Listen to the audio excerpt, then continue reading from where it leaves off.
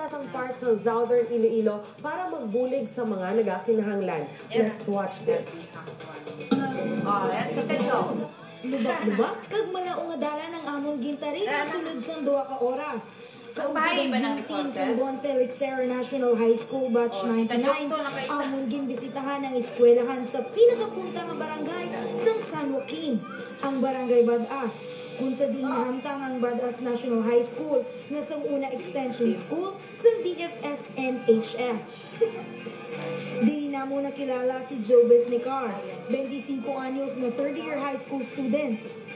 Sa sulod sa 1 ka oras, 1 ka bukid ang kinahanglan niya taklaron, makalabot lang siya sa iya bultuhan. Dahil kadya lang mo. Pag-first-year ito, sana pinagunta tatlong tuig. Balik ko sa kanjer, yung eskwila. Balik ko sa Spalo. Pinarapit na eskwelahan. Matagasan ng eskwelahan. Nabang diploma. Graduate high school. Pangit nila. Ita kubra.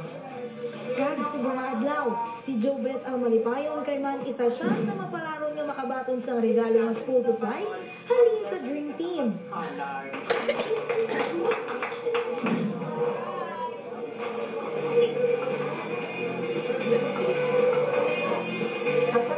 Kinalan matukad kag gini pila ka kilometro bago mo ni malabot, and to think na mo nakalayo balaman ang naputon mo before ikaw maka-eskwela. So dako gid na siya nga bagay para sa mga estudyante, ma'am, nga dako gid siya nga sacrifice. So nakaisip kami sa amon nga way nga sa gamay na nga paagi, at least bala ma-appreciate Manila ang importance ng education. So mas ma-inspire pagid sila nga mag-eskwela. Bilang school head no kang Badas National High School, ako nagpasalamat din sa akong mga estudyante sa una no, mga alumni nga nagbalik gid kag nagdumdum kang mga estudyante man sa Badas National High School. Sanda mabakal pa sa banwa kang school supplies kag ang iba hindi gid makabakal.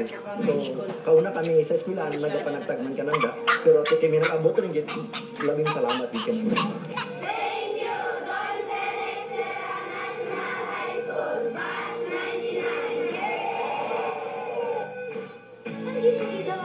Lola na Tita Jok. Lola na Tita Jok.